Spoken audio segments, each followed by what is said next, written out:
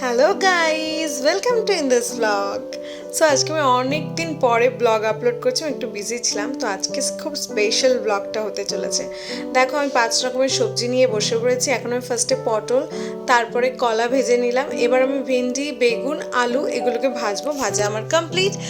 এবার আমি করব হচ্ছে কচুর আরবি, দই আরবি। এই রান্নাটার নাম হচ্ছে দই আরবি। এটা হচ্ছে রাধারানীর ফেভারিট। এবার রাধারানী কেন বললাম?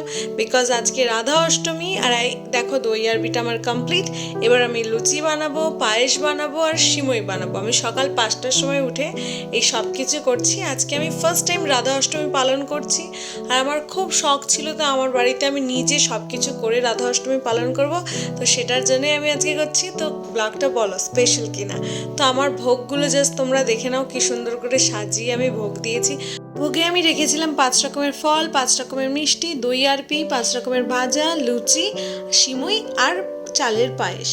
তারপরে আমি প্রথমে ধূপ, তারপর পঞ্চপ্রদীপ, প্রদীপ, মোমবাতি দিয়ে ভালো করে আরতি করে পুজো করে নিলাম।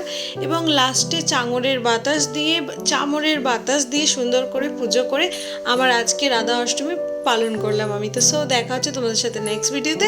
লাইক, কমেন্ট, সাবস্ক্রাইব করতে ভুলো না কেউ।